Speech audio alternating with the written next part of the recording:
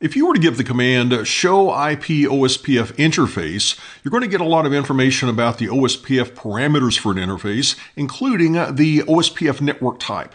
It might be broadcast, it might be point-to-point, it might be point-to-multipoint, it might be non-broadcast multi-access. That's what we want to talk about in this video. What are some of the characteristics of those different OSPF network types? And we're going to start out with the one that I would say is probably the most common, and that is on an Ethernet network.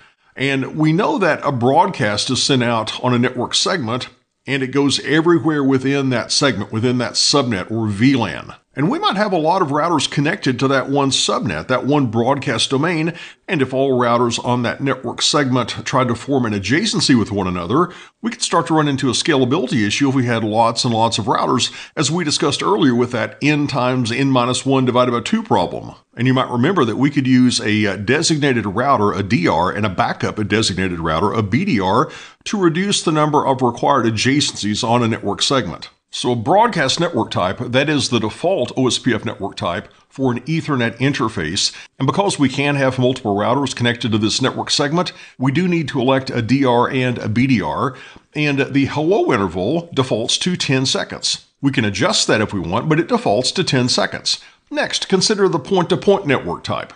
And with point-to-point, we only have two devices on the network segment. Here we're going between routers R1 and R2. There's no potential that we might have more than two routers on this segment, and that means we aren't helping ourselves by electing a DR and a BDR. We've only got two routers. We don't need them in this case.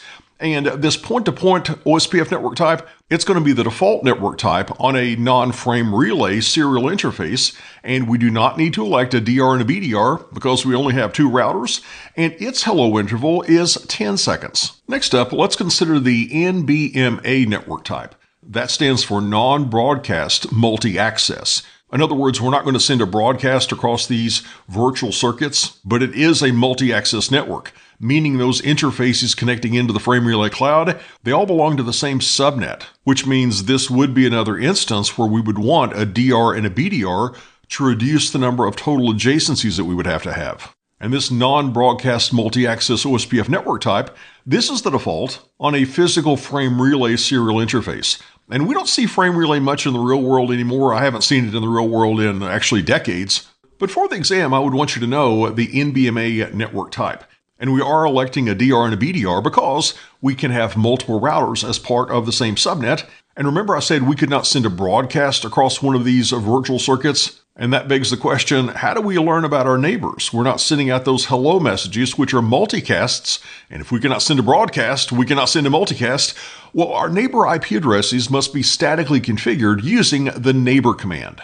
And you might remember that the broadcast and the point-to-point network types, they had a hello timer of 10 seconds, which means their dead interval would be 4 times that, or 40 seconds by default.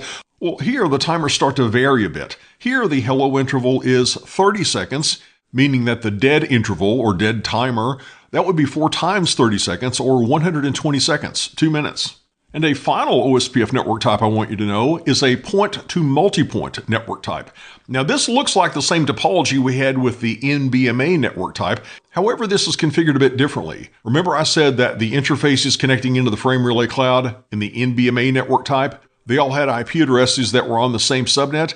Well, that's not the case here. Notice that we have these 3 virtual circuits. R1 has a virtual circuit up to R2. R1 has another virtual circuit to R3 and another one from R1 to R4. And with the point-to-multipoint network type, each of those virtual circuits are treated as a separate point-to-point link. So what happens if R2 were to send traffic into R1? How could it get out to R3 and R4? Well, R1 is going to have the responsibility of replicating those packets and then sending those packets back out to its neighbors, because R3 is on a different subnet than R2, and R4 is on yet another subnet.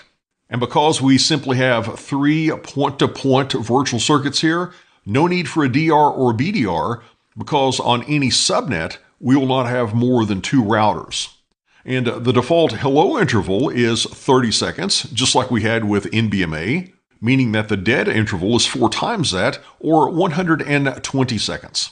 And something else I want you to take from this video is which combinations of OSPF network types assigned to neighboring routers can actually form a neighborship or an adjacency.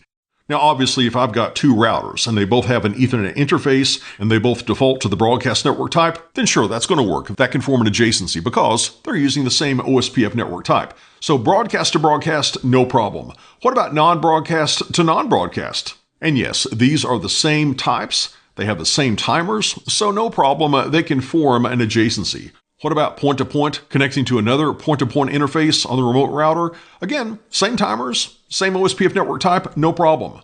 What about broadcast to non-broadcast? Is that even possible? They have different default timers. They work quite differently. Well, interestingly, it is possible for them to become adjacent. However, we would need to adjust the default timers. Remember that broadcast has a hello interval of 10 seconds. Non-broadcast, or NBMA, that has a default hello interval of 30 seconds. But we could adjust that non-broadcast OSPF interface to use a hello timer of 10 seconds. If we did that, then this could actually work. What about point-to-point connecting to point-to-multipoint? Again, the timers are different, but we could adjust those to match. And at this point, you might be wondering, are there any incompatibilities? Will every network type work with every other network type? Not exactly. The issue comes up when we have one side of the link using a network type that does elect a DR and a BDR, and the other side of the network link does not elect a DR and a BDR. That's where we're going to have an incompatibility. So for example, if one side were broadcast and the other side were point-to-point, that would not work.